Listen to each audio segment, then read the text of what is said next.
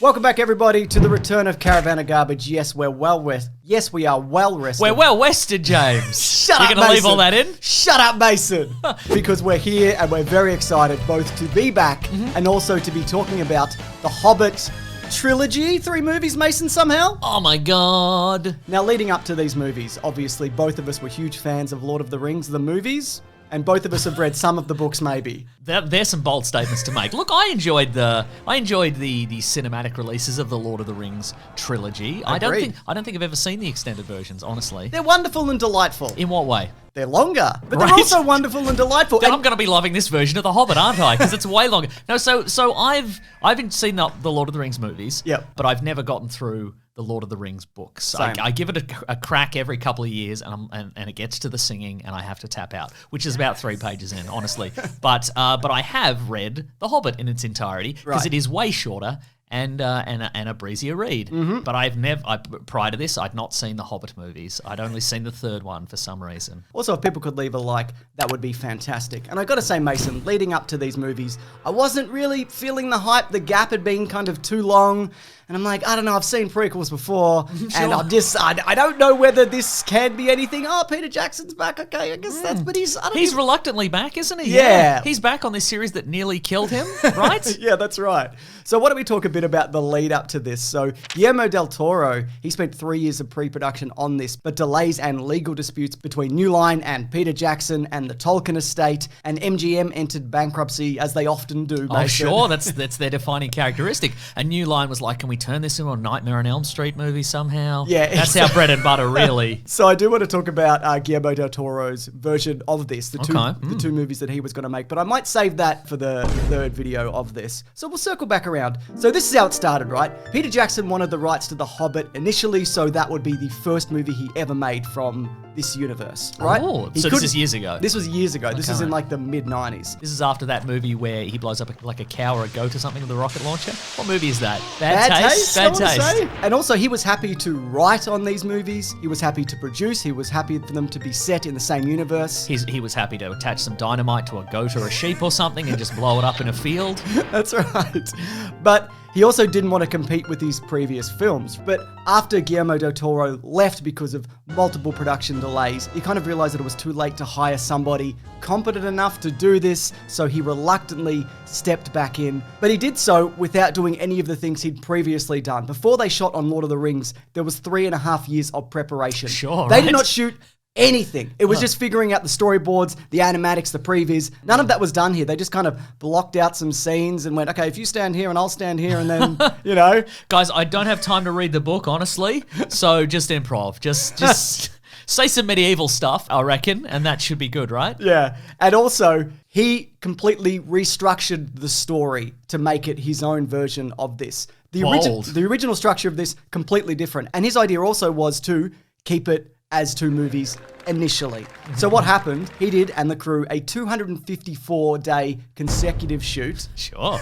And this also came right off the back of him doing Tintin. He got like a stomach ulcer. He was out for a lot of it. He was basically trying to play catch up the entire time. The way that they described it, the people behind it, was they were basically laying tracks in front of them as the train was going. No. You're laying the tracks directly in front of the train. But that ends well usually, right? No, Mason. You get to the station, you lay your last track down, and then you're in the station. No, you get to the station and there's no station because you've just got off into the woods. Oh, no. Yeah.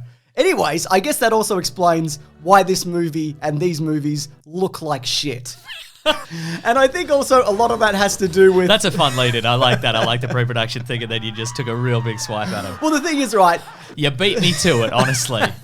Because it was filmed in 48 frames per second, because apparently the human eye perceives things in 60 frames per second, so they thought the closer we get to that, the better. So they filmed it 48 frames per second in 5K in 3D. And as a result of that, this is just a hideous set of films that look fake the entire way through. And I think it's because there's this weird bloom and sheen over the top of everything. Everybody moves in a weird way, especially when you watch it as it was originally intended. And I think the reason there is that bloom and it's been brightened so much is because you'd be wearing 3D glasses watching this. So it needs to be kind of elevated. Do you think perhaps the mistake was only limiting themselves to 3D?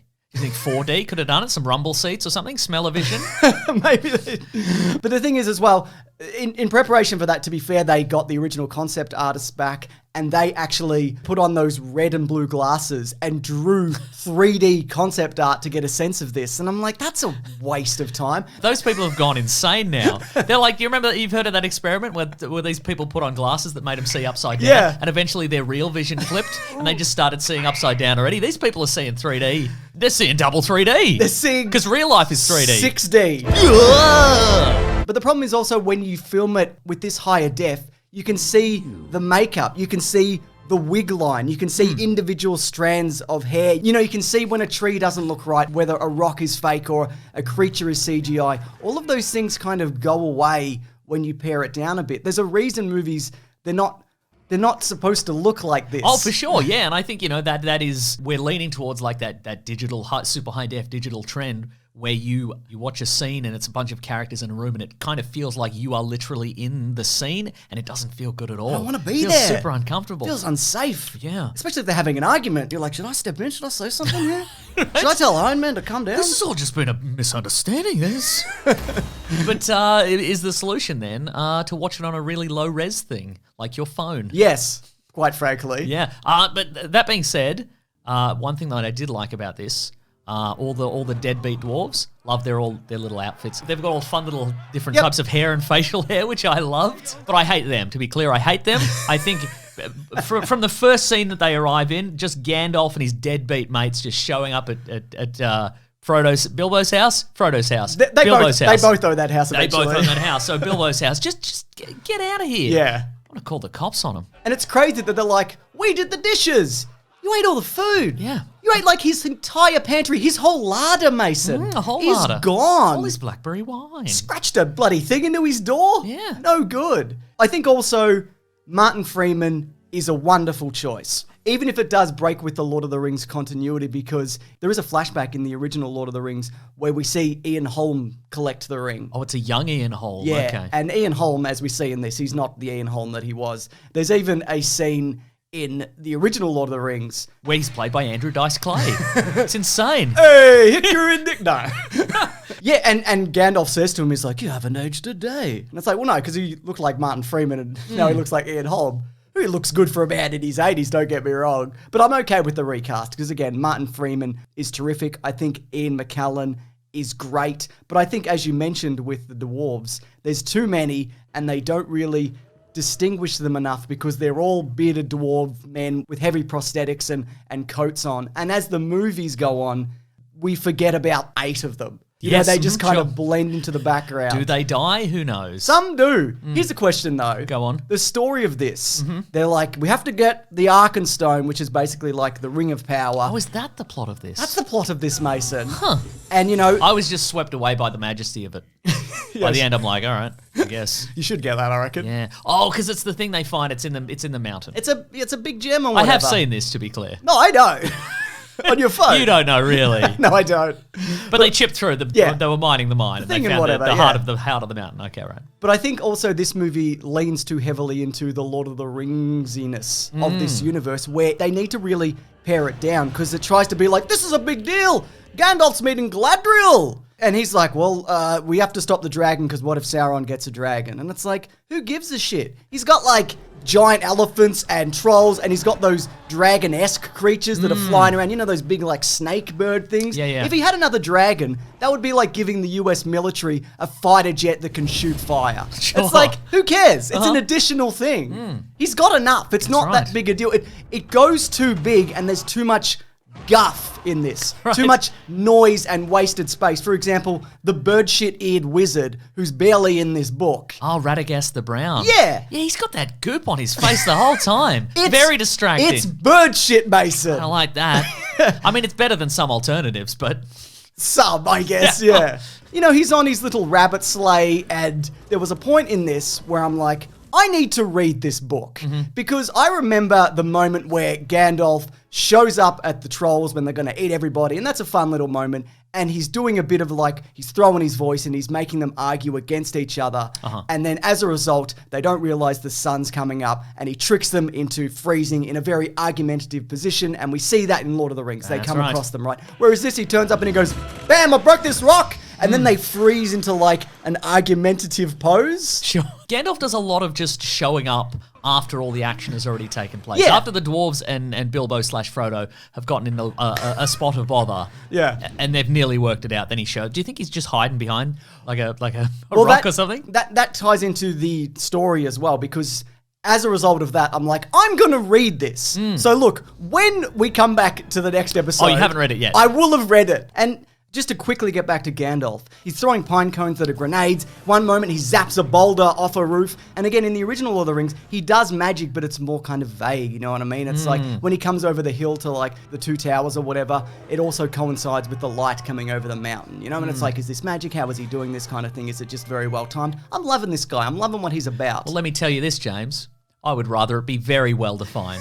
I would rather we see his Dungeons and Dragons stat sheet on screen every time he uses it, and we see the spell slots like he selects all his spells as he does them. Maybe he takes a potion out of his bag. Yeah, and we see the dice rolls happen, etc. I want to know his level. Andrew dice rolls. Yes, exactly. I want to see all his. I want to see all his equipment. I want to see all his various stat numbers. I don't want any vagueness whatsoever. James, look, if this movie were a smaller adventure, I wouldn't care. But I think the fact that they have to face off against all these monsters and creatures and invading armies and trolls and orcs and all this sort of stuff. Tell us exactly what your powers are. Why is sometimes he gets in there, sometimes he doesn't. Yeah, you know, exactly. I hate it. Remember we fought that Balrog and that was so sick. That was sick. He was going off chops, mate. Right? Why didn't he do it in this? He didn't want to, but sometimes he does want to. Maybe he hadn't rested and his spell slots hadn't regenerated. Exactly. Yeah, he needs to build the fire and recoup his energies.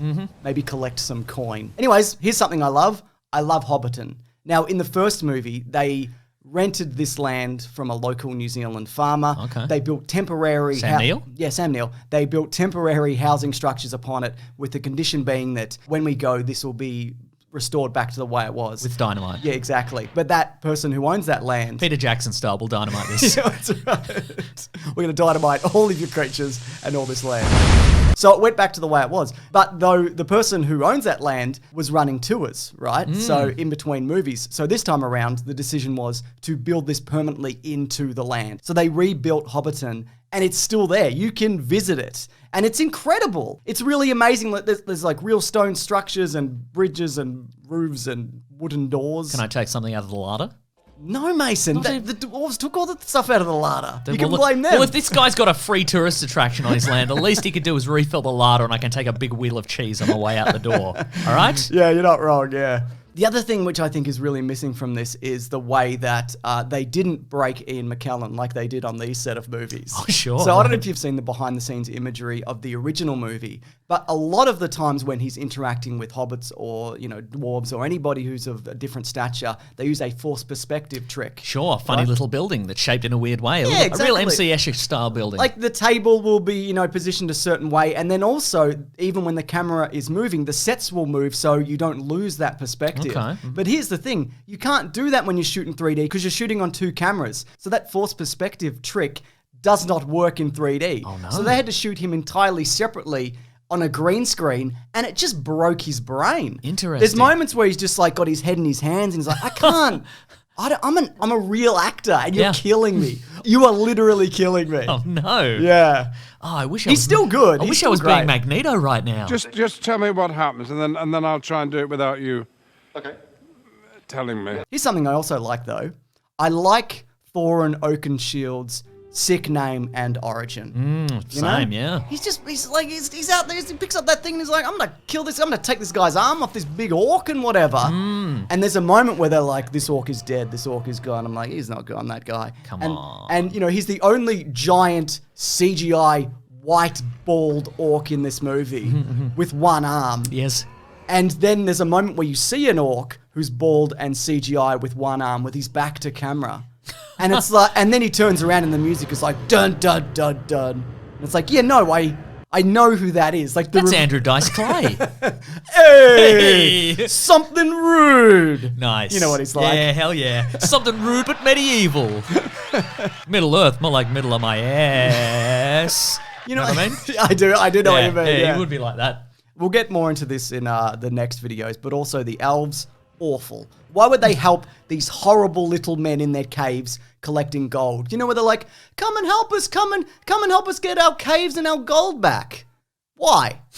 Why should they do that? Because it's nice thing to do. You know what? The dwarves should just invent a paper currency. Let it go. Sure. It's not a big deal. Perhaps some sort of blockchain-based digital currency? Something that is basically outside of all required legal systems and outcomes, Mason. Interesting. Yeah, you know what I mean? Yeah, sure. It's not so much about owning the gold, it's about owning a picture of the gold. And then That's you know terrific. that you have that gold. Hell yeah. Yeah. But yeah, look, I don't like the elves in this because they're rude and hoity-toity. Unlike the books, where they're very much like, fa-la-la, fiddle-dee-dee. I read a little bit of The Hobbit, I should point out. The fa-la-la fiddle-dee-dee bit. Yeah. And they're always like, look at this guy, he's walking around. Where in the movies, they're like, Look at this guy walking around.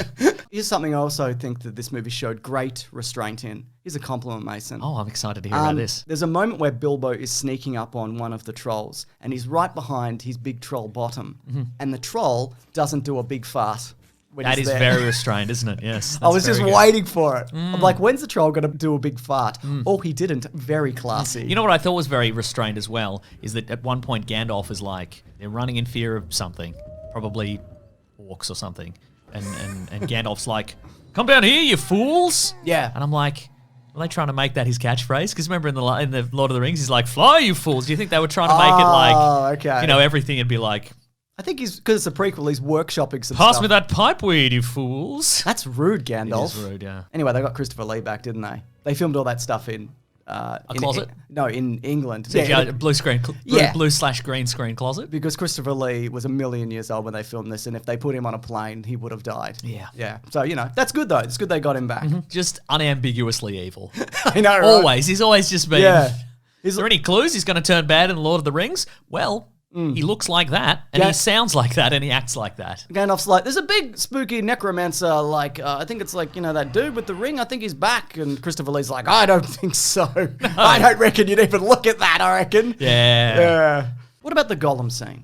I think there are a couple of CGI characters in this. Well, there's quite a few. There's Dame Edna Everage as playing the king of the cave trolls with the big rubbery beard. That's a local reference. It certainly is, Mason. Love all that performance, by the way. You know, Azog, as mentioned, he also... Oh, is it actually Barry Humphries? Yeah, no, it is. Oh, okay, right. Yeah.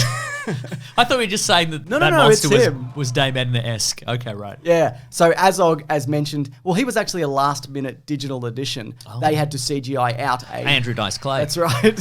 Hey, you'll never get rid of me. You'll have to use your fancy computers. Why have I decided on this? I don't know. I guess I'm always thinking about him. Anyway. So Azog, the white orc, they had to digitally remove him and then put him back in. Manu Bennett actually plays him, which is fun, but it just seems like... Oh, he was Deathstroke. Yeah, he was Deathstroke for a time, Yeah. It just seems like unnecessary, and he looks so different than everybody else that it's strange. Yeah, you right. know? But Gollum, though, it's a great scene. It's just straight out of the book. They're doing little riddles, which I can't really keep up with, because in a book you can kind of like, okay, what's his? You know, I'll tell you this much though, James. For a guy, given that Bilbo challenges Gollum, I think his name's Frodo, but go on. Yeah, well, this Hobbit guy, he challenges Gollum to a test of riddles. Yeah. If I was going to do that, I reckon I'd have more than like 2 riddles ready to go. You know what I mean? Yeah, absolutely. Don't run out of riddles on round 3. Also, and I look, what have I got in my pockets is not a riddle. No. And Gollum should have killed him. I agree. It's nothing. Do you think that's Oh, it's actually a question? And you said, ask me any question. No, you said riddles. You challenged him to riddles, not a riddle. Do you think Tolkien just ran out of riddles? He's like, I need to move this along. Yeah, I think so, because you couldn't just Google riddles back then. No, you couldn't. You couldn't. have to think of a riddle or know somebody who knew a riddle. And nobody knew anybody then. They were looking to Tolkien for riddles. Yeah. He only had the 2. So Yeah. they didn't have like workplace email forwards. No. of riddles. Oh my God, where you could print them off and show your family Show and your family friends. yeah. Yeah. But I think Gollum, that's a really good example of tech evolving, but keeping the core of what that character looks like. Because he's Gross. clearly, gross. Because he's clearly Like there's more detail on the skin texture and the hair and the eyes. It's clearly come along in leaps and bounds, but it still feels very much like the original one. And again, Andy Serkis, who eventually stepped in and started doing a lot of second unit directing on this because they shot for a million years. Oh, interesting. Yeah, he really... And where is he now? Venom 2? He's doing Venom Directed 2, Venom mate. 2. It's a great scene. Those Eagles, though. I know people are always talking about the Eagles. Why don't the Eagles come in and save the day and whatever? Well, they did. Why the Eagles keep saying they were going to retire, but then they didn't? They said we're going to retire when hell freezes over, and then the hell freezes over tour. Yeah. I'm talking about the band, the Eagles. The band, yeah. Isn't it wild, James, that the same band produced the song "Take It Easy" and "Hotel California"? Yeah, I guess. You can take this out. That's fine. You know, why is it wild, though? I don't know. They just So they made two songs. They just sound very different. They sound like two different bands. But Red Hot Chili Peppers have two different songs. No, they don't. They got the song that goes... And then they've got the song about California. The sad one. The sad one about California. Okay, you're right. But so, anyway, to get back to the Eagles, I don't understand why they didn't drop them closer to the mountain. Like, the Eagles pick them up and go, we've rescued you. Thorin thanks, and it's like, Bilbo, you're all right, for a second time. He gives Bilbo, actually, you're all right, twice. He does, yeah. You don't need to do that. And the second time, he gave him the classic fake out. Yeah. Now, I'm going to kill you. Just kidding. You're all actually right. great. You know, when we went on this adventure, I said, Bilbo, you're awful and you suck and you're ugly. Yeah. And your feet are weird. Like, and we've got weird feet, but your feet actually take the disgusting cake. You upset me. That's you right. upset everybody you're around. You upset your mother. It just laid into him. But actually, I love you like a brother. Yeah, big hugs. But the Eagles are like, oh, look where the Eagles have dropped us. About 40 kilometers from where you need to be. Terrific. Maybe there's turrets. Maybe there's like air defense. Oh, the Eagles can't get close, you know? Yeah, I guess the Eagles can't get close. Like a ballista. Maybe the Eagles fear trebuchets, like the band the Eagles do. Do they? Yeah. Wow. Had a bad experience at Woodstock. Cowards. Those trebuchets. Cowards, Mason. The Hells Angels were operating trebuchets. Oh my God, I didn't know that. Yeah, it's true. It's crazy. Anyways, it's time for green trivia. Whoa. Here are some names which auditioned for the role of Bilbo Baggins. Whomst auditioned Here we the go. role of Bilbo Baggins? Daniel Radcliffe. Oh. Shia LaBeouf. Oh. Eddie Redmayne. Oh. James McAvoy. A lot of these people are way too tall. I know they You could be any height. Yeah, I know, but I feel like the technology requires a shortish person to start with, I think. Yeah, fair enough. Daniel Radcliffe's he's like 4'2". Yeah, I'm talking more about Redmayne. That's like 9 feet tall. Are you Googling the height of Eddie Redmayne right What now? if I am, Mason? I bet he's 6'1". Eddie Redmayne height. It's 5'11 and a half. 5'11 and a quarter, sorry. Okay, still too tall. Toby Maguire. Oh. But the first choice was, of course, Martin Freeman. And the whole shooting schedule of this had to be changed because Peter Jackson wanted him so badly that this was all built around the TV show Sherlock. Sure. Which was good for an episode or two, I believe. First two, yeah, they were Thinking good. back Yeah. to that show. Brett from Flight of the Conchords reprises his role as Alf that was barely in the previous trilogy. But he gets a big speaking part and he's like, hello, I was in the previous one and now I'm here and I'm from New Zealand, so I'm here. I got famous in between movies. Yeah, right. Yeah. Also, one of the dwarfs is he played. He's that guy. He's the guy we all know. He played Jekyll in the TV series Jekyll. Oh, James Nesbitt. Speaking of Sherlock, My goodness. what else has he been in? Other stuff. British funny sitcom. A lot of British funny sitcoms. Sure. Yeah. The working title of this movie was actually Blue Harvest. That's which interesting. Was the same working title for the original Star Wars from 1977. So the fans wouldn't cotton on. That's the right. Secrets. They didn't know. Exactly. Also, here's some catering numbers because this was an absolutely breathtaking undertaking. You have catering numbers there. You better believe How I many do, wheels mate. of cheese? How many wheels of Did cheese? they eat authentically? Nah, I reckon. Okay, It's just McDonald's every day? Yeah, here's some... That spread of cold McDonald's that a president might supply you with. Yeah. So they maxed out at food, including, crew and extras and all of that, at 580 people per day. Whoa. Yeah. That's a bloody army. Too many people. I just do box office, but I actually haven't looked it up yet. Oh my goodness. James, you have all the time in the world. La la la la la. So Mason, the production budget of this movie alone was $200 million. It's quite a lot, actually. I agree. And the overall worldwide box office was 1 billion, just over 1 billion, Mason, and 14,000, etc., and so forth. There's a variety of numbers here. Here they are. Ben and Lawrence, who edit this, would have put them in. So I'd be happy with that return. That's right. So people, they were very excited to go back to theaters to see this movie. Now, look, after I saw this one, I went, okay, I Yeah, I guess we'll see, won't we? I guess I'll wait a year for this story I don't give a shit about to wrap up. And I did, and then I waited another year. But you guys, listening to this and watching this, you only have to wait a week till we come back to talk about The Hobbit, Smaug time. Smaug to the future. Which I think has some good stuff in it, which we will talk about again next week. All in all, Mason, how did you feel visiting for the first time this movie? It's all right. Yeah. For a movie that cost $200 million and shaved a few years off everybody's life. Yeah, it was fun, I guess. Yeah. Well done, everybody. I got 50 minutes in, and I'm like, damn, there's 9 hours of this. Sure is. And no, we are not doing the extended version. I know we're going to get the comments. No, yes, we are, James. No. How could they? They'd never know. Yeah, I guess they wouldn't.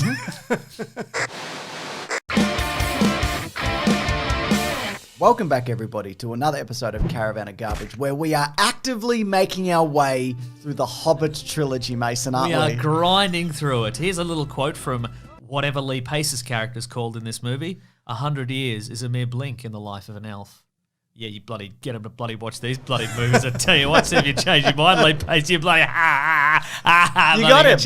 I got them all. They're long movies. They're very long. Yeah, I wish he was in this more than his son is in it. Who's not in the book at all. I see. But does a lot of surfing around on orcs and whatnot, doesn't he? Yeah. A lot of padding for time with Legolas. Here's the thing about this movie is, and the thing about Peter Jackson generally. Okay. You know, people. I'm sure when people watched the original Lord of the Rings trilogy, they went, Peter Jackson, master storyteller. Yeah. And that is true. Those movies are a masterpiece. But he has also mastered a different thing in this, which is to stretch every scene to its absolute breaking point, given the amount of narrative that it has, but without it snapping. So it's like, boy, what if all the dwarves they're in a spider's nest and they're being attacked by giant spiders? That's pretty exciting. What if it was 30 minutes long?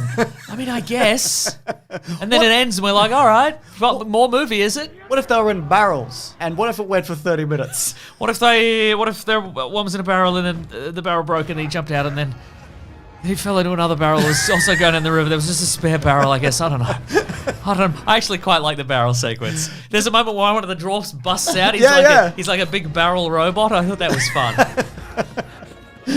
See, what about the bit during that sequence where there's a few shots where it just looks like a 2002 digital camera? Like that somebody's dropped it into a river? Do you know what I'm talking about? I absolutely do, yes. There's a couple of moments. Anyways, I would like, Mason, you and the people watching this video to give me a kudos and leave it a like.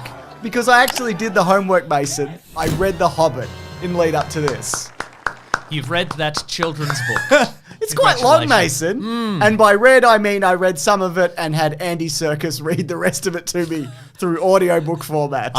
You didn't bring him round to your house. I wish, Mason. Put him in a mocap suit, sit him in a big rocking chair. You're going to be Stephen Fry. We're going to mocap you to be Stephen Fry. He's a better audiobook narrator. He's also in this. He is in this, yeah. Big time guest stars in this, I Yeah, think. big More so time. than The Lord of the Rings? Yeah, potentially. I mean, there were less kind of really well-known people in Lord of the Rings, I guess. And look, I just want to say on the topic of the book, I fucking loved it, man. Like, I really did. Like, the whimsy, the wonder, the songs, Mason. Maybe not as much, but it's better when Andy Serkis sings them. It's really fantastic and also somehow from 1937. Yeah, right. It's really phenomenal. Like, I cannot stress that enough. This is not a bit. I genuinely loved it, and now I want Andy Serkis to read me The Lord of the Rings. This is not an ad. I should get this sponsored. It's probably too late. Is that available? Can you get Andy Serkis to read Lord of the Rings? No, he does the audiobooks. Oh, great. Yeah. But look, it also had me appreciate seeing some of the things that I'd read and made me also ignore a lot of the noise. Okay, which sure. is surrounding the things from the book. Okay. Also, a couple of apologies. I said in the last video that I hate how powered up Gandalf is, how he's using like pine cone grenades. That's in the book. And also I was like, why would Sauron need a dragon? He's got a bunch of other stuff. What does he need a dragon for? And in the book it's revealed his wife took it all in the divorce. He doesn't have any of that stuff. No, so no, he has to get a dragon and stuff. He's got it all. But look, when the dragon is revealed in this, I'm like, oh yeah, he's pretty big actually, isn't he? It's a great dragon design, I think. One flaw though. Go on. He's got a big hole in him. Yeah, but that's not a technical hiccup. They didn't do that by accident. Over No, at no, Weta I mean Workshop. just as a weapon of war. Oh, sure. I mean, right. I can't remember the third movie. I can't remember whether the guy who has the big crossbow bow and arrow thing on top of a big stone tower, I can't remember whether he does shoot that big hole in the dragon or not. Sure, we'll have to wait and see, won't we? Sure will. Yeah, that's right. There's a little bit of that, isn't there? I mean, if you were to point out one flaw in the dragon, it's the hole in I'm going him. to point out two flaws. One of which is there's a lot of like setups of like, oh my god, we need to light these furnaces, but there's no. We don't have a fire available. Where could there be some fire? Well, actually, we do because of the dragon produces the fire. Yeah. And he did. Yeah, we saw him do it. And also, folks, if you're out there, maybe you haven't seen these, and you're a big fan of the scene in a movie, maybe the penultimate scene in the movie, where it seems like all hope is lost. Yep. And everybody is sort of resigned to their fates. But then from just outside your field of vision, it's like some guy from earlier shows up, and you're like, oh my god, it's that dumbass from earlier. He's gonna save the day. There's a big, swelling music. Oh, yeah. That happens, I think, in every scene in this movie. And the first one, I believe. Yeah, well, it's the whole, but it really hit me hard in this one. It's like, oh my god, guys, it's Bilbo. Oh my god, it's Gandalf. Oh my god, it's Evangeline Lilly and Orlando Bloom. Oh my god, it's Evangeline Lilly and Orlando Bloom for a second time. Can you believe this? So it's basically, it's anybody you can't see on screen. Yeah, at any the point time. they could just... It's, at the end of Star Wars, great shot, kid, that was 1 in a million. It's Yeah. just that. If you just wanted that every scene in a movie. But not the feeling. Yes. just the physical act of Just that that, happening. it's this again, isn't it? Yeah.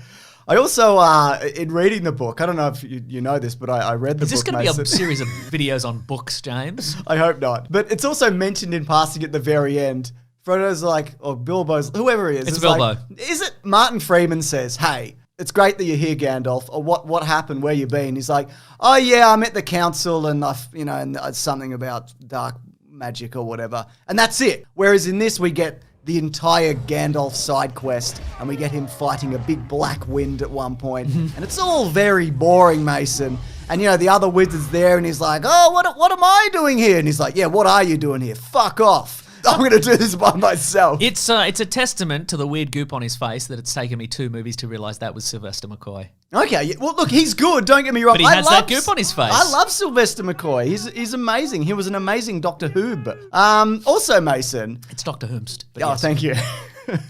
I think they did Mirkwood really well. Like, a lot of people might have been like, is that Fangorn Forest? Is that the same forest from Lord of the Rings? Uh-huh. I didn't have to look that up. It's a different, spooky, twisted forest, Whoa. Mason. Yeah. And as someone who's read the book, I enjoyed that. I also liked the bit where they de-legged... Every caravan of garbage we're going to do from this point forward, it's going to be James is going to give it a lot of, boy, this has got a lot of Hobbit vibes. There's action, adventure, there's a bit of magic. Yeah, and we're talking about, I don't know, the Poseidon Adventure remake or whatever. But the thing is, though, it still really feels like Lord of the Rings light. We get the pretty little dwarf, poisoned by the poisoned weapon, the dark magic weapon. We get like a little wormy right-hand man. He's like, Sure.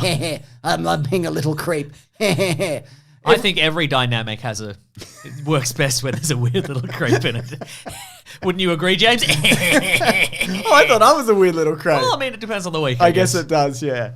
Did you like the callback where he's like, that's my son Gimli? I did love that so much. And Legolas is like, I'm in the other movies. That's right. Yeah. Sounds like something I wouldn't like, but then I would slowly learn to respect. Well, here's something that I slowly learned to respect, Mason. Go on. Now, a love story in these films are about to blossom. And I'm not just talking about my love for the book The Hobbit, Mason, which I recently read.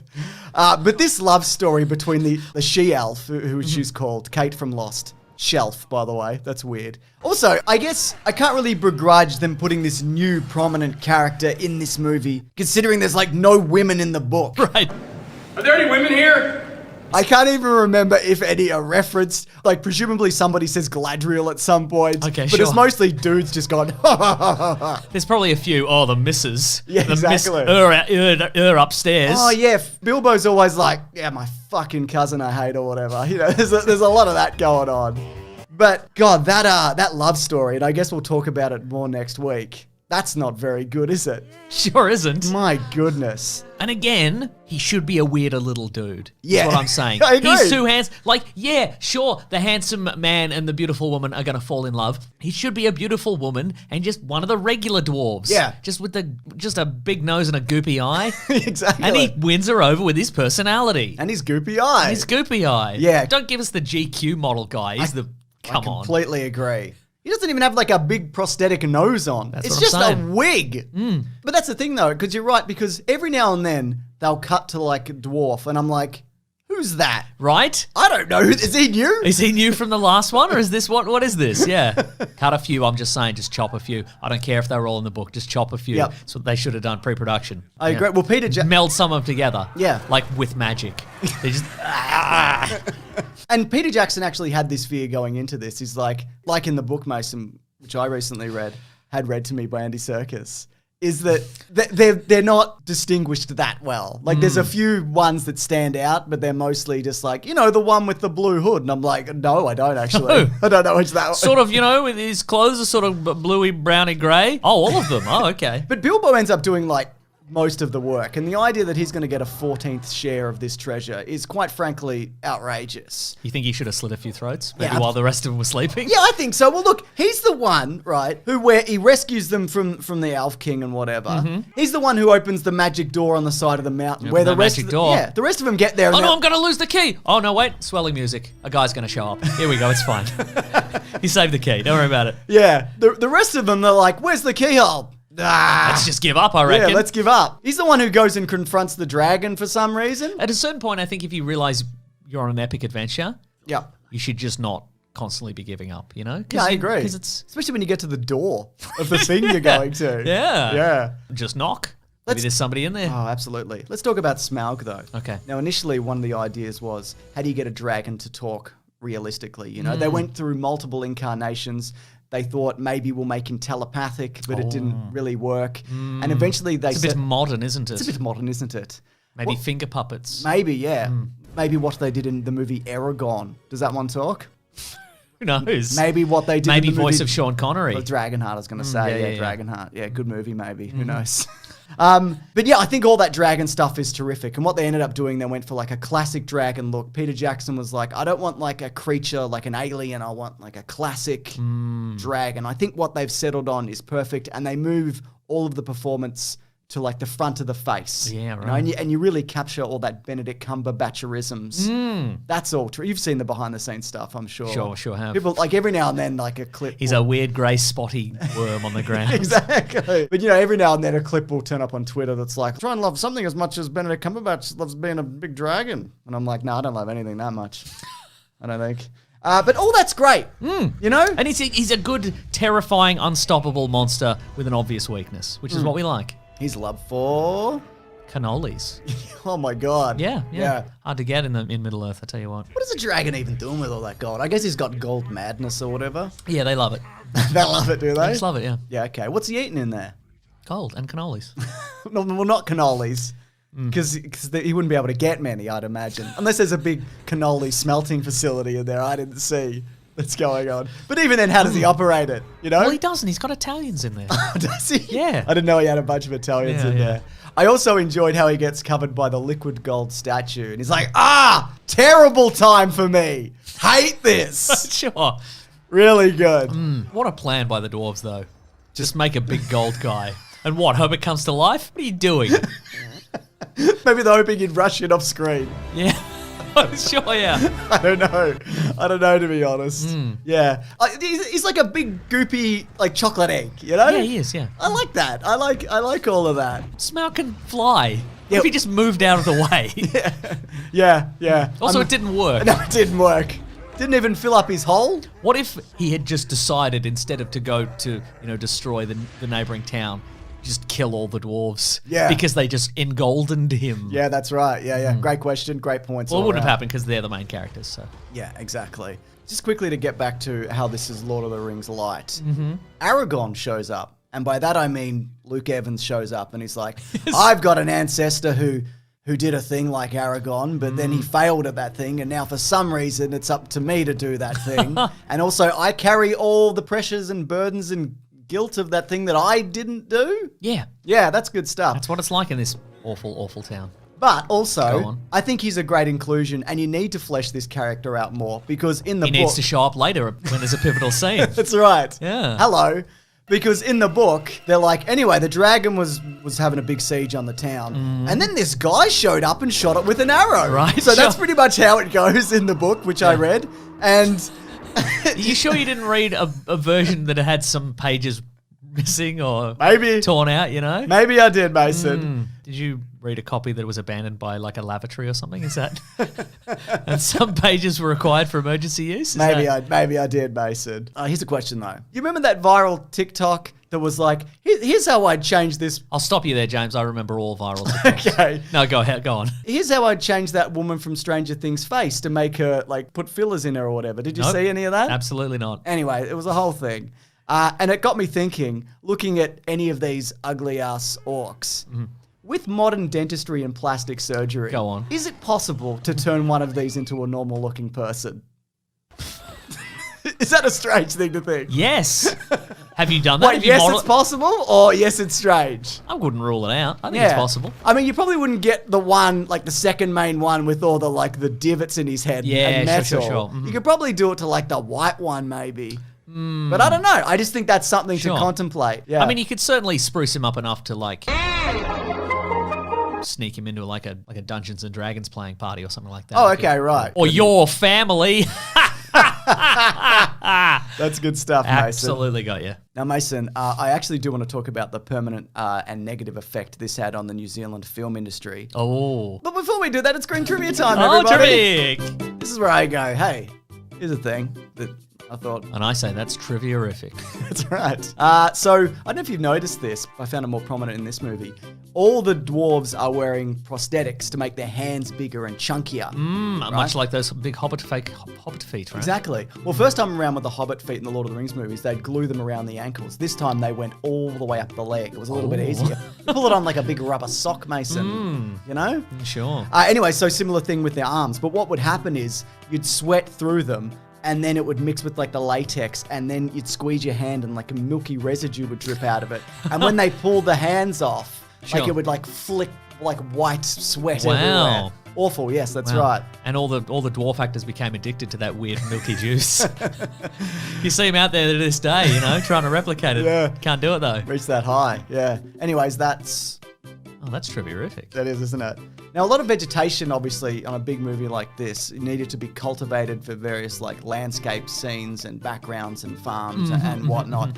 And this time around, they did a similar thing. And under certain lights, it would give it, like, a blue hue, which then led to the working title of this movie, which was Blue Harvest. That's interesting. Funnily enough, Mason, the same working title for the original Star Wars from 1977. Well, that's trivia-rific. And pure coincidence. Isn't that great? It's trivia-rific. 18 million gold coins were rendered, Mason, for Smaug's treasure. That's terrific. Smaug. I reckon probably like a month beforehand, they're like, we put the wrong king on the coins. Can you change it, guys? Yeah. CGI guys, can you change it? Or can you at least flip them all up to tails Yeah, so we can't see that's them? right. According to Forbes also, this is interesting. Was that trivia? Yeah, it was trivia-rific. Okay, I thought so. Look, I'm already sick of the bit, so let's just assume from this point forward, I think everything is trivia-rific. Unless it isn't. And then you'll say something, I'll right? say something, yeah. Right, cool. That's right. Yeah. Then I'll finally speak up.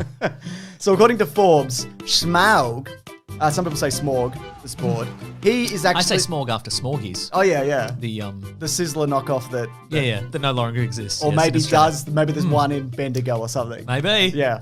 Smaug is actually the richest fictional character to ever exist.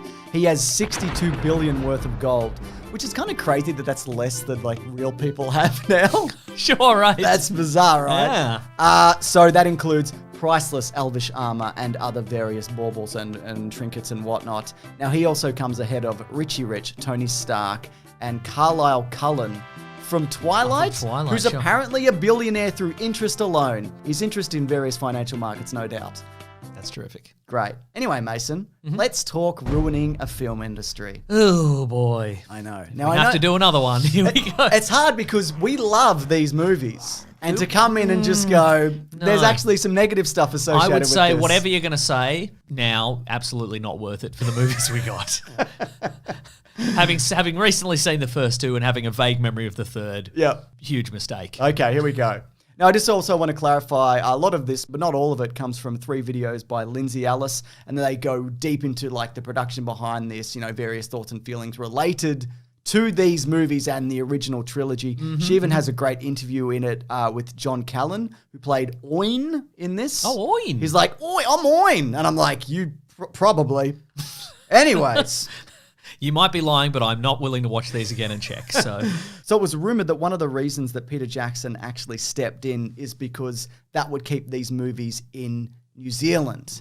But then, of course, as opposed to the first movie where he was mostly answering to New Line, there's like 5 different production houses behind this. Like Warner Brothers got a piece of it, and others. Who knows how? There's like 5. It's part of the Viewersk universe. It might just be exactly. Sure. So the thing is, though, off the back of the original Lord of the Rings movies, if you were a resident of New Zealand and you were in those movies, say like a Carl Urban, for example, you didn't get any residuals if you were like an Elijah Wood. They came to these movies under different conditions. Interesting. So Peter Jackson initially wanted to change that to ensure that this didn't happen for a second time, right? So before these movies went into production, the New Zealand Actors Equity Union, they were pushed by a similar Australian union to ensure better conditions. So there was a stop work order issued until things improved, right? Yeah. So every actor who was going to be in this was like, no, we're not doing anything until, we get a bit more coin. We get actually properly paid for our work. But in doing so, there was a bit of pushback because that put everybody else's jobs at risk. So if you were, say, a set builder, an artist, or you were in costuming. The best boy, for example. You're like, I worked hard to become the best boy. I'm not going to become the worst boy overnight. That's right.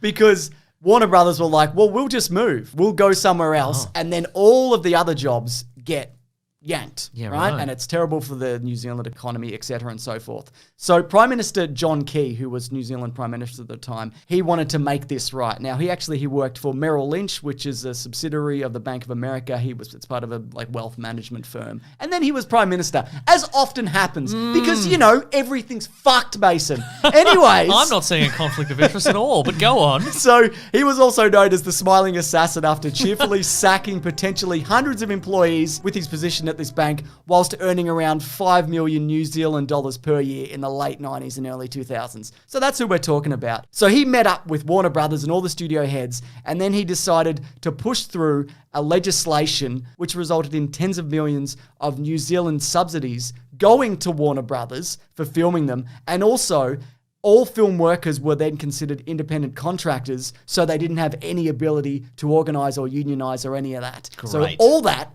fell apart. And you might be like, well, everything must be fine now, Mason. That's what you're probably thinking. I'm not thinking You're probably that. like, that's trivia-tastic or whatever. No, I'm gonna You're gonna do one of your famous vetoes. I'm gonna veto that being trivia-tastic. I think that's bad, actually. Okay. But the thing is, this still affects things in New Zealand today. Like, for example, Amazon are obviously doing that $1 billion Lord of the Rings prequel series, right? It's the most expensive show to ever be made. But initially, since they're coming back here, the Lord of the Rings will alter these laws, all right? And will make everything fair again. So there was rumblings of that. And so Amazon were just like, hey, what if we film these in Scotland? Oh, sure. And so none of that happened. So that's where we're at. Wow. And that brings us to the modern day, which is the year it is now. Anyways, Mason... Box office time. That all sounds bad. No, it is bad. We'll film The Lord of the Rings in Scotland. As if. Ack. Right. Anyway, box office. Obviously Warner Brothers did very well out of this, as did everyone else, except for the people. We didn't. And the people in it. Oh, yeah, I guess. I lost $20 on the last one because I had to see it in the cinemas. Yeah.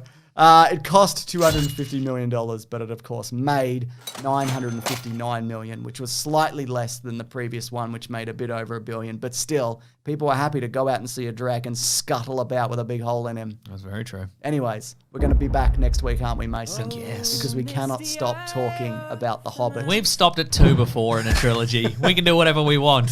Well, that's true, I guess. I'm kind of excited to see what the third one brings. Yeah, absolutely. And, of course, next week I'm going to be talking about the the original version of this, which was going to be made by Guillermo del Toro, his 2 movies.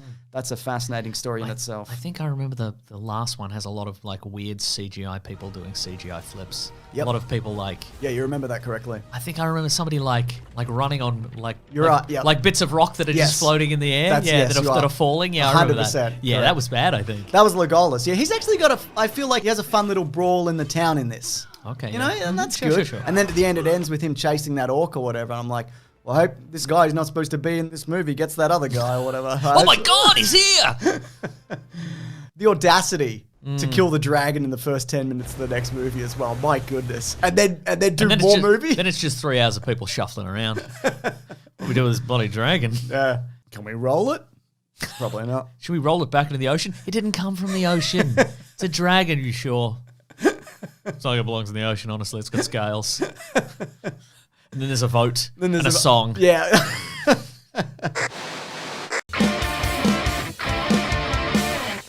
Welcome back, everybody, to another episode of Caravan of Garbage. Now, like the third Hobbit movie, which we've come back around to, Mason, let's make this a really strong opening and then just, I don't know, nothing. We'll do like 2 good minutes. Yeah, terrific. Yeah, and then just an extended kind of waffle. Maybe we'll bring in some characters that aren't normally in these videos, you know, some guest hosts. Yeah, for sure. And people are like, what's this? What's happening? Just slap together some kind of narrative. We'll bring in some characters that get a lot of screen time, but they don't have an arc. Oh, yeah. For some reason, they're just in it for a bit, and then they're gone. We could all get a nemesis, that like our own individual nemesis that's just a vague guy. Okay. Like we could get an orc each. All right. Just a weirdly mutilated orc that comes at us, and you're like, did we switch orcs a minute ago? Or? Was this the orc I was fighting in the previous movie? It's a long movie, isn't it? No, it's not. Isn't it? Well, it's the shortest of these 3. I don't mean as compared to, I mean as compared to other movies. Well, not nowadays, Mason. This movie could have been wrapped up in a webisode. This trilogy. It could have just been delivered to everybody's phones like that U2 album. But you know what? The first 10 minutes of this...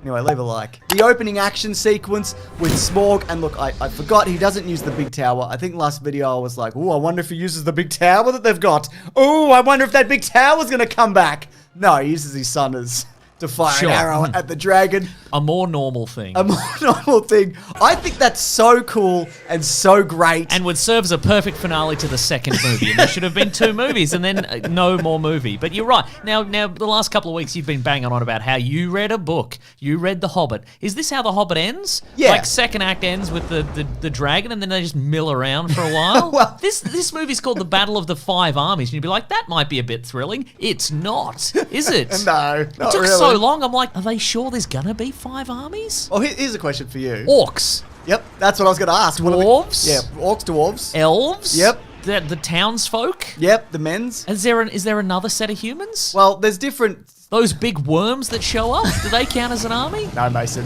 Depending on what version or who you believe and whatever, it's the eagles are the 5th one. Oh. And there's also some people who say the orcs are actually, in the book, it's like it's 2 different armies. There's different schools of thought. And also, in the book, which I don't know if you mentioned it or I mentioned it, but I have read it, Frodo, Bilbo... The guy. Yeah, the main guy, sure. The main guy. Well, sort of the main. He was the main guy. He was the wasn't main he? guy, yeah. But in this one, we've got a couple of main guys. Yeah. We'll get to the other main guys. But if you Sure. were going to say something about Frodo or Bilbo? Yeah, he gets knocked out. So you don't see any of the battle. And he Yeah. does get knocked out in this, but we still see a bunch of stuff happen because there's a bunch of battle. He gets knocked out. And there's then cameramen. There's cameramen. that film all of it. Exactly. But in this, we have 2 other. We have a bunch of other main characters. Thorin comes to the fold again because he's gone treasure mad. Yep. And he's got to get over that by getting over it. He's just- having a bit of a think and a little dream. Yeah, I like a that. little golden dream, and then he's like, "No, I'm over this." He Actually. Boromir's it. Yeah, and we've got another main character in that weird boogity guy from the previous one. You know, the guy he's like, "Oh, Yeah. The worm tongue guy. Yeah. that guy," and he's all like, My eyebrows touch. Luke Evans is going to be like, "Hey, go and do this," and then I'm going to subtly betray him, and then he's going to be like, "Well, actually do this," and I'm going to subtly betray him again. And everybody's like, I certainly was like, when's this guy going to get his comeuppance? Or when's he going to become a hero? Well, neither. No, he doesn't. Nothing happens with this guy. Well, not in this version. In the extended version, he gets like thrown from a catapult or something. Oh, that's fun. Like his greed takes over.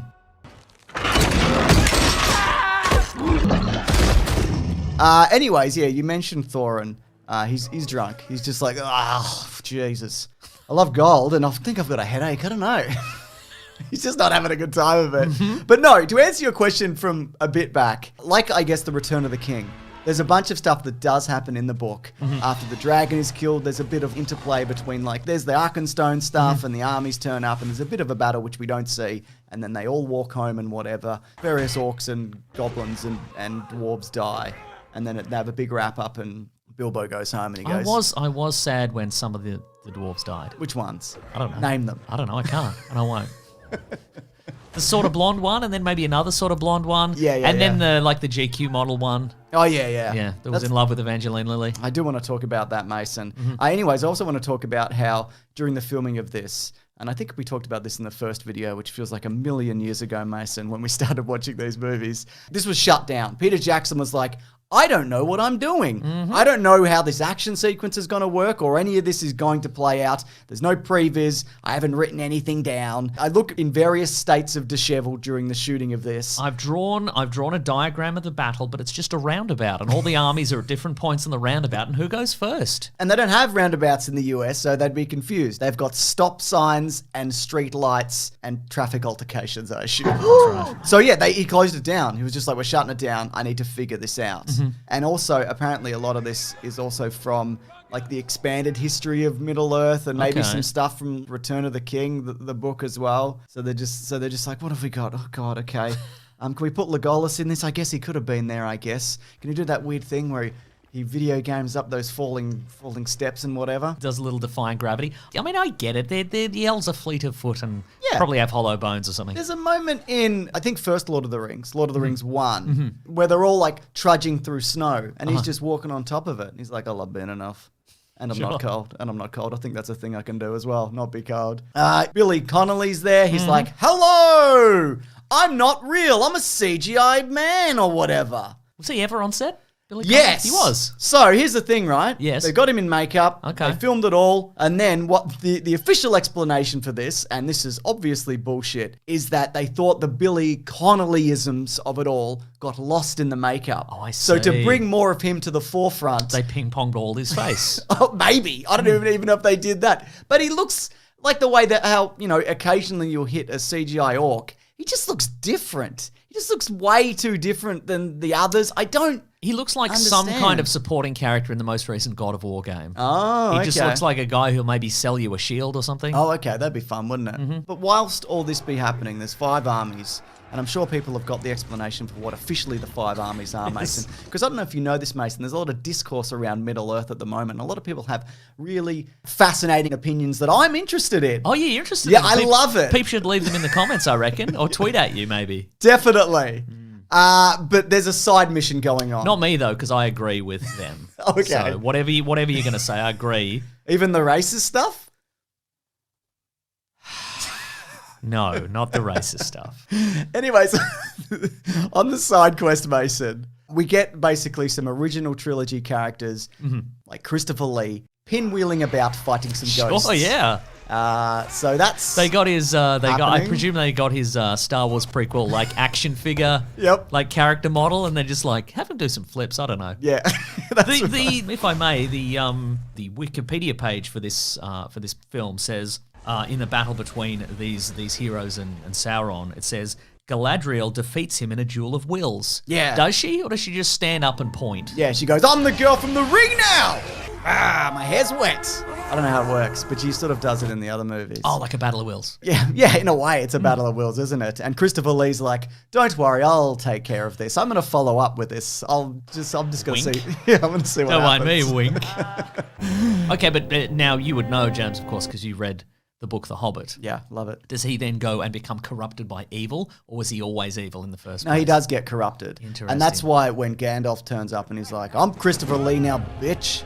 I'll kill you. I'm the White Wizard now. What do you think of that? So he was originally supposed to be a good guy, but wizards, like all things in Middle Earth, they have free will. You know what I mean? That's terrific. They can choose to be evil if they are so inclined, which Christopher Lee did. That's great. You know what else is free will, Mason? What's that? You're a big Lee Pace looking elf, and you're riding a big elk, and he beheads 6 orcs at once. Do you remember that? I do remember That's that, a cool thing that he does. And another cool thing that he does is come around on a love story. He's like, I hate love and don't do it. Don't do it. I don't want to see any of that. Then at the end, he's like, nah, it's all right. I mean, he's dead now, so yeah, cool. I like it. Yeah, I would have allowed this actually. Now that it cannot possibly go forward, I think it's cool. Apparently the love story... Don't go look at any other dwarves though.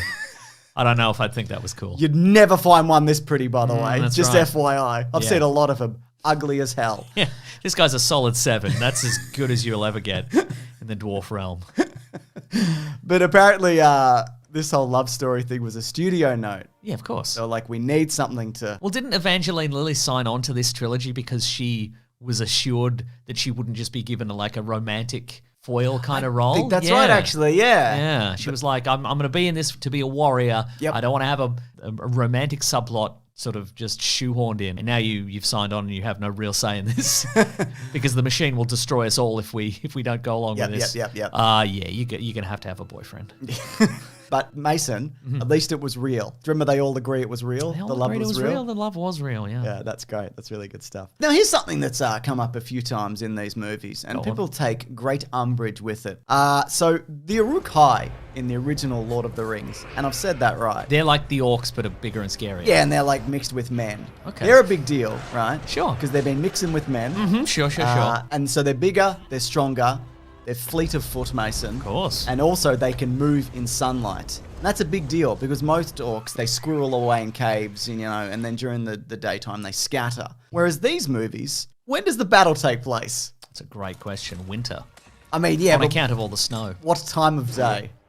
I mean, just day, I guess. Yeah, just yeah. So it's a little kind of like, why is this happening? Why are there so many orcs out in the sunlight? No, I looked into this. Go on, 'Cause yes. I like my Middle Earth lore, and I like people correcting me on things. You sure do. But apparently, it's they can go out in sunlight, but they really just don't like it, and they get really disorientated and whatever. So considering all of that, Oh, what a brilliant piece of continuity from Tolkien there. No, I just don't like it. not a fan really. Yeah. I will say this though, I like Thorin's arc of he just gets over it, but then he has a big fight, sure. and I don't mind that fight with the white orc, and it's trying to hit him with the thing or whatever, and they're balancing on the ice, and he just picks up that rock and he's like, here you go. Is this Have rock? this hold rock, idiot. Yeah, then Sure. he goes through the thing. And how does he jump out of the water? It's neither here nor there. That's not important. But I think that whole thing is like, it's a Clever thing to do, throw him the rock, followed by the dumbest thing you could possibly do, which is just like stand over that orc that's under the water and be like, no way you could kick off the bottom there, I reckon. Nah. I reckon this ice is too thick for him to stab me through the ice into the foot. I think. I'm pretty confident about that. So that's good. But the ending of this, though, apparently they wanted Viggo Mortensen to show up as Aragorn, right? Because there's a hint towards him when they say, like, hey, go and see Aragorn, Legolas. Can you go and see Aragorn to connect these movies to the next movies? Isn't he a man, though? Yeah, he's a man, but he lives a really long time. In Lord of the Rings, he's like 80-something years old or whatever. Oh, he looks great. Yeah, he does look great. You're right. But he had the sense to be like, these obviously aren't very good and I don't want to do it. Really? Not even for like 1 second? He doesn't really do that kind of stuff. I mean, think of the things he's done post Lord of the Rings. He did the horse race desert movie.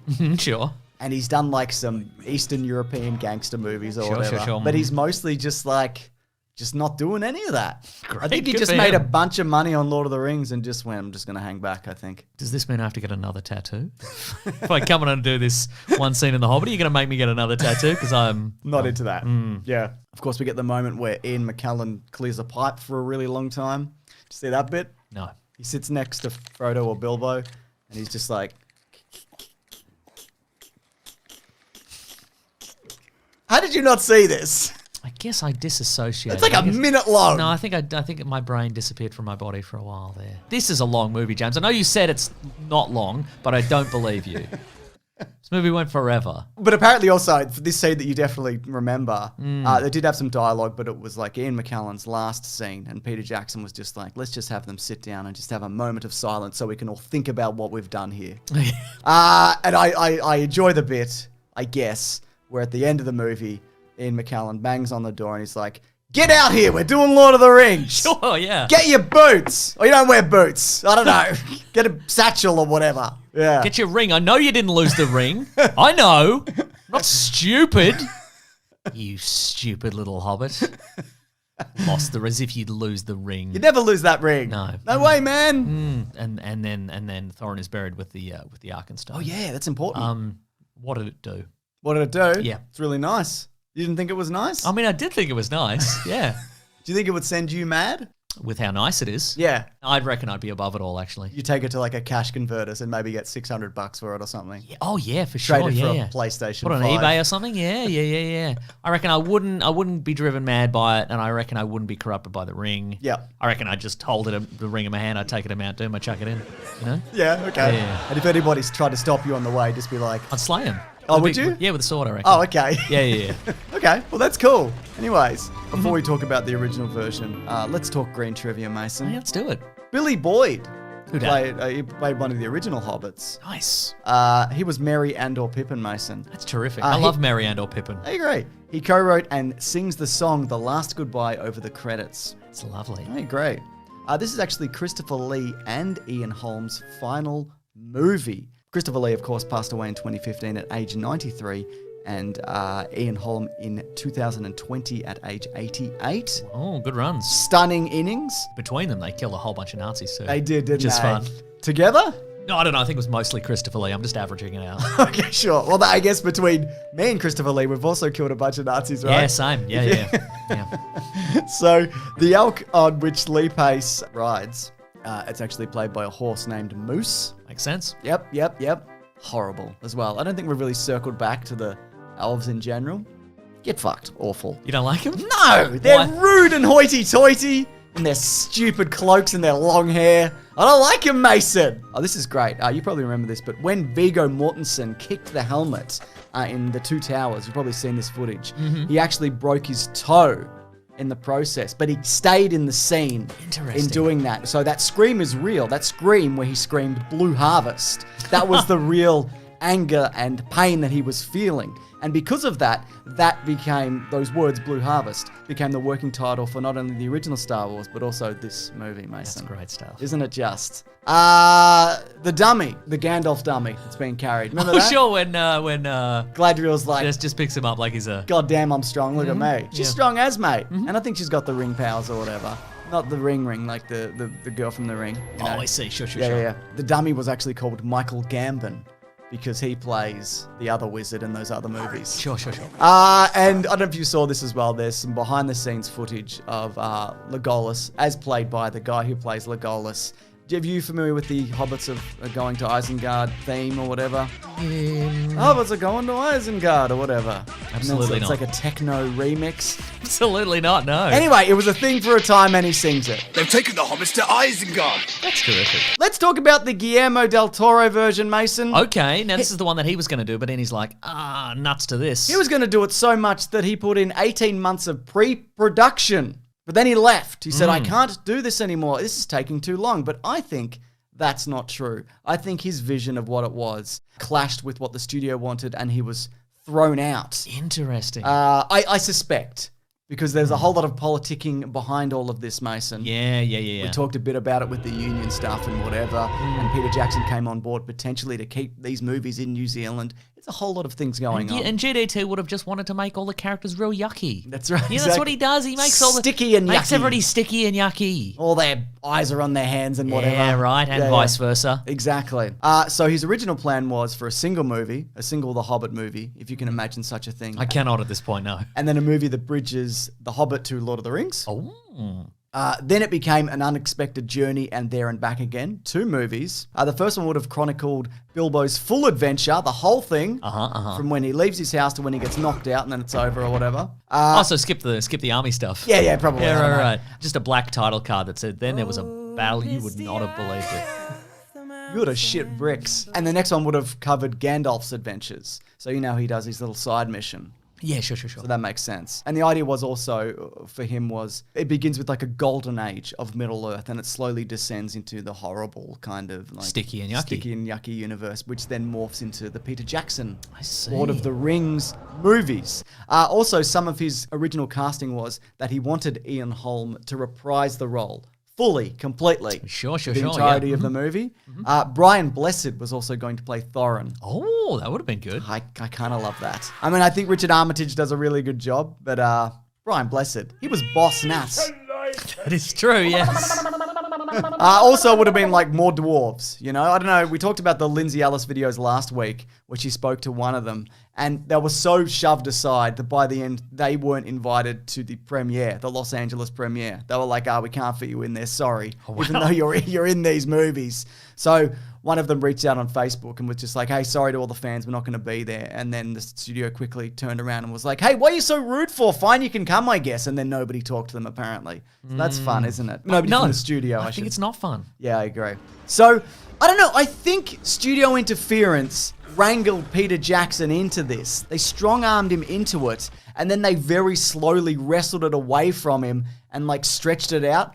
I assume, right? And I think in doing so, it just broke him because he hasn't directed a movie since. Like, he's done, like, a few documentaries. He did that Beatles thing recently. That's right. But he hasn't done a project. He certainly hasn't done a Hobbit movie since then, has he? No, he hasn't. And that was his life's passion, endlessly doing Hobbit movies for such a long time. Apparently Amazon very briefly got in touch with him about the new show, and then they just stopped. Hello, Peter, this is Amazon. Click. Well, that was brief. They told us he would be brief. So yeah, obviously that didn't end up happening. But I guess the question is to you, Mason. Go on. Was this worth it? You know, it's 250 plus days of shooting, at least as long as The Lord of the Rings. They were made again in New Zealand, and it helps bolster, you know, their economy in terms of tourism. They made a fun little, you know, in-air safety video that they always do, and Taika Waititi's in it. He's a wizard and whatever, you know. They get some cast to come back and go, ho, Middle Earth and New Zealand and whatever. Is that worth it to you? Nah. No? Nah. Well, what about this, though? Cost $250 million. We're talking box office, Mason. But it only made $940 million, which is slightly less than the last one. But that's still nearly $1 billion. It sure is, actually. Obviously, this was well worth their time and effort. And splitting this into 3 was financially a smart decision. Yeah, for sure. But, you know, critically, the time that so many people have sunk into watching this, or, say, editing a video together, Ben and Lawrence, maybe other people don't think it was necessarily worth it, you know? Yeah, absolutely. Final thoughts? Oh, probably could have done without this one. Yeah? Yeah, I reckon. Just the dragon bit then. Or not even? Oh, yeah, no. Just imagine the destruction. That's a power move, just to do the dragon bit. You go and you buy your tickets, you sit in the cinema and you're like, why is there another session like 15 minutes after this? What's going on? And then it just ends and it's like, yeah, we got that dragon, we got him good. I probably would have gone to see the dragon bit for a half-price ticket. I'll see that in cinemas. No, it's more than full price. Nah. Because they know you got to see it. I guess they do, don't they? I remember sitting in the cinema watching this and just wanting to crawl out of my skin. Which bits? Just after the dragon dies. Oh, okay, and then it just keeps going and going and going. And again, having read the book, a lot of this stuff is in the book. It's just way more interesting in a book. Because of the theatre of the mind? Theatre of the mind, I'd imagine that's got a lot to do with it. Is the elf-dwarf romance in the book? No. Yeah, I thought that. There's no women in those books, Mason. I mean, they mentioned some in passing. There's Gladriel. We've heard about women, they say. And the one who kills the big flying lizard ghost man. You know? Look, I don't want to lean too heavily into gender stereotypes, but if there were any women involved, they'd be like, seriously, you going on this trip? Are you serious? Just settle down. You don't need this freaking stone, all right? Yeah, you're probably right. Just watch the telly. Yeah, watch the telly. You know? Anyways, Mason. Go on. Do you know this? I don't know yet. We have a podcast called The Weekly Planet. I did know that. Yeah, you can listen to it. It's pretty good, I reckon. And we have our own private Patreon called Big Sandwich, where we do bonus things and there's early Very things. true. If you want a little taste of that, you can go. We were on a little break for the last month, and we put some of those episodes into our regular podcast feed. So if you want to check those out, you can do that. Yep. Or you sign up. I just pay immediately. Sure, yeah. Don't think about it. Just pay immediately. Exactly, yeah. Does everybody, though, want a hint for next week? I can't hear you. Does anybody? James, I think there's no one here. Have these shattered my perception of reality? Yeah, I'm not even really here. Oh, wow, okay. Yeah, you called me up and you're like, Meso, can you click? Oh. Anyways, as mentioned, if you do want to see that early, bigsandwich.co, and let's all never talk about this ever again, all right? Let's all agree. You think that's an option? How long do you think the window is before we have to start talking Hobbit stuff again? No, the discourse is around the newer thing. People hate that now, you know? Or upset about it. Yeah, that's true. At the risk of getting piled upon, from the episodes I've seen, I think it's pretty good. Why did I say that? There's still the option to cut it out, James. Yeah, but I didn't, did I? No. All right, thanks, everybody. Grab that gem, you guys. We'll see you next week. Goodbye. You know what? My favorite part of this last movie, I think, is the bit where Luke Evans. We still recording? I don't know.